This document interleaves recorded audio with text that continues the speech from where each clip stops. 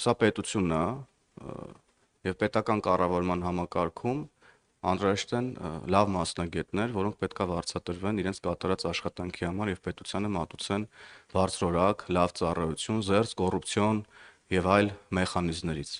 Հիմա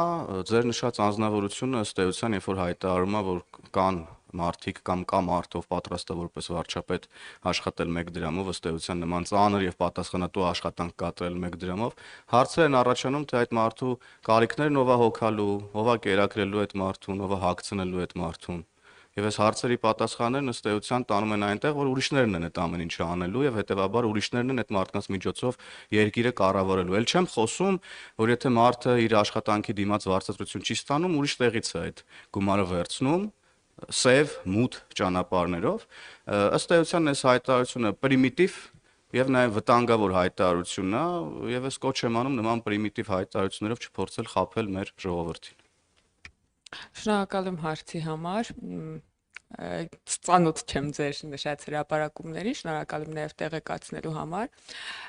Ես կուզենայի նաև որպես լրագրողներ հետաքրքրվեք միգուցե կառավարությունը եւ գուցե նաև Տաշիր գրուպը այդ տեղեկությունը ունենա, թե արդյոք 1 դրամ ինքնարժեք ունեցող այդ գործիչի ներկայացրած կազմակերպությունը, օրինակ, որքան հարկային արտոնություններ է խնդրել եւ ստացել կառավարությունից վերջի տարիներին, արդյոք դա 1 դրամ է եղել, թե մի քանի միլիարդ դրամ։ Պետք է հասկանալ, որովհետև եթե չեմ սխալվում, ժամանակ առ ժամանակ բարբերաբար կառավարության նիստում այդպիսի որոշումներ են կայացվում, միգուցե էկոնոմիկայի նախարարությունը այդ մասին կարողանա որակյալ արձագանք տա, ամբողջական պատկեր ունենաք, եւ նաեւ ինչ վերաբերում է Հայաստանում աշխատավարձերին, ես համաձայն եմ իհարկե պարոն Հովհաննիսյանի հետ, պետք է մարդը ինչ որ տեղից վճարվի եւ ծառայի սպասարկի այն մարդկանց ումից վճարվում է եւ հետեւաբար մենք կարծում ենք, որ Հայաստանում պետական ապարատի աշխատողներ պետք է վճարվեն ժողովրդի հարկերից, որպեսզի սպասարկեն ժողովրդի